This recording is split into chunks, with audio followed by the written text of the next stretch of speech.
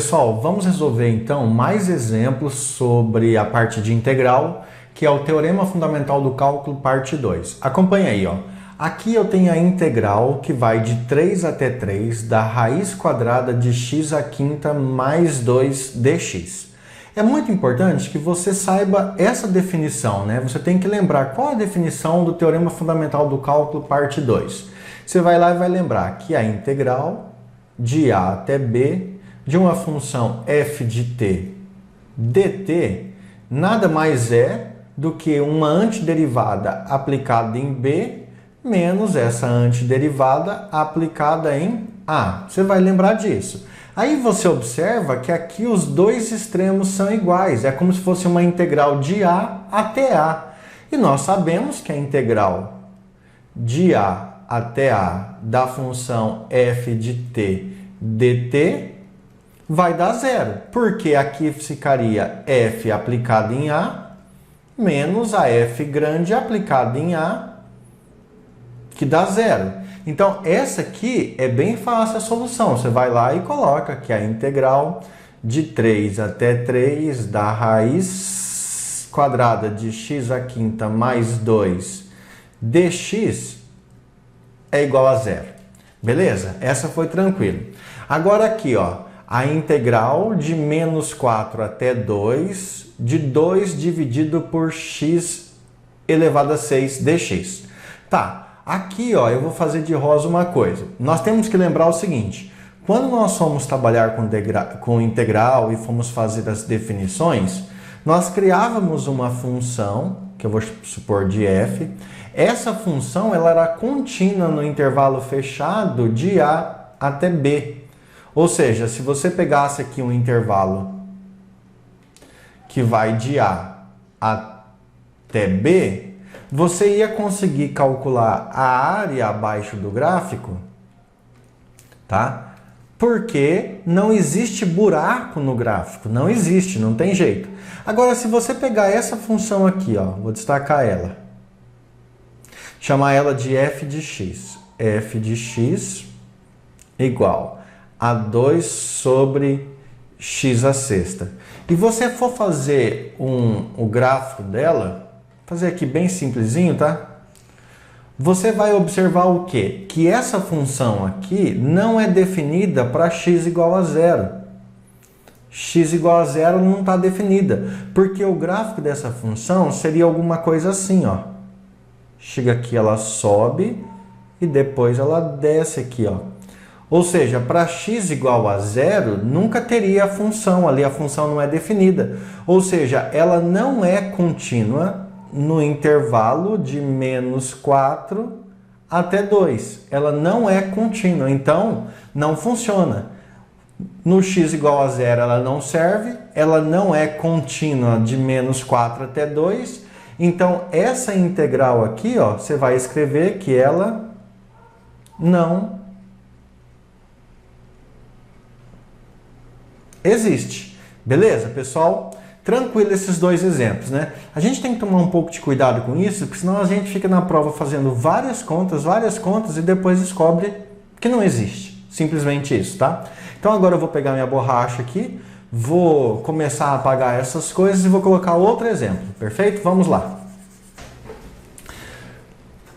Pessoal, nesse próximo exemplo, então, eu vou calcular a integral que vai de π sobre 4 até π sobre 3 da função seno de t, dt. Como essa função é contínua nesse intervalo, então eu posso calcular normalmente. Aí o que eu tenho que lembrar? Vamos lembrar com calma, ó.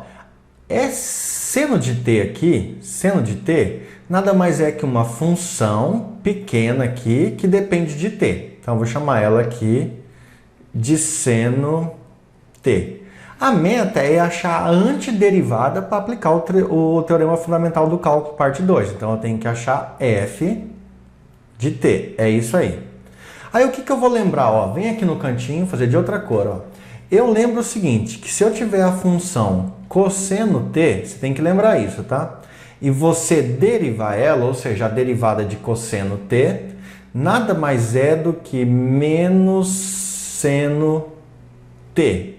Ou seja, a função cosseno t ela se aproxima, mas ela não é uma antiderivada de seno t. Ela não é antiderivada porque quando você deriva aparece um sinal de menos que no seno não tem. Ou seja, então você conclui que menos cosseno t deve ser a antiderivada. Vamos ver se é? Então aqui, ó, derivada de menos cosseno. Preservo o menos, que é a constante, e derivo o cosseno t. A derivada de cosseno t é menos seno t. Tudo bem?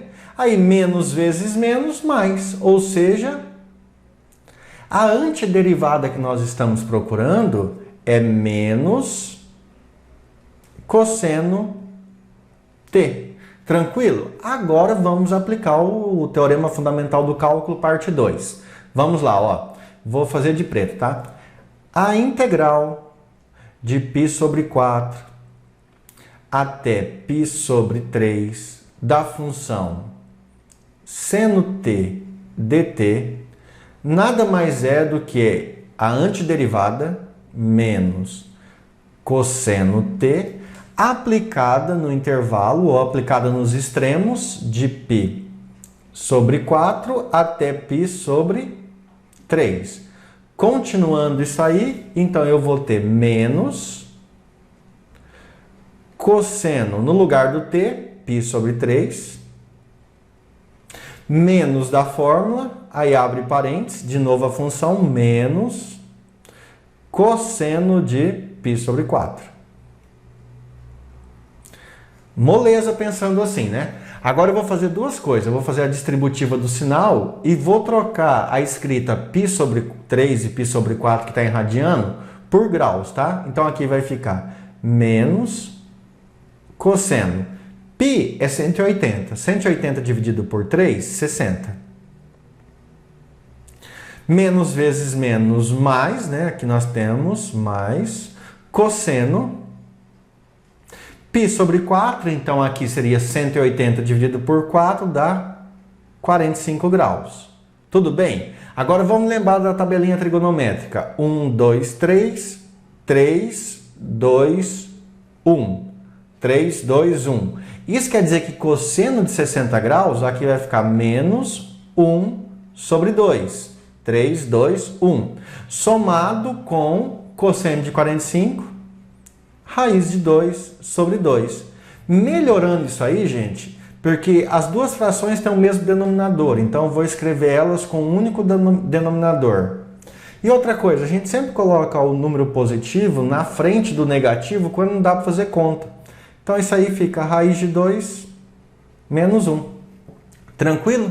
Com isso nós resolvemos então mais 3 exemplos. Não acabou aqui ainda, eu vou resolver mais exemplos sobre o Teorema Fundamental do Cálculo, parte 2. E peço para você, para ajudar o canal a crescer, dar um joinha aí e compartilhar esse vídeo com os amigos. Ah, e se você não for inscrito, se inscreve aí. Obrigado, bons estudos e até mais. Fui!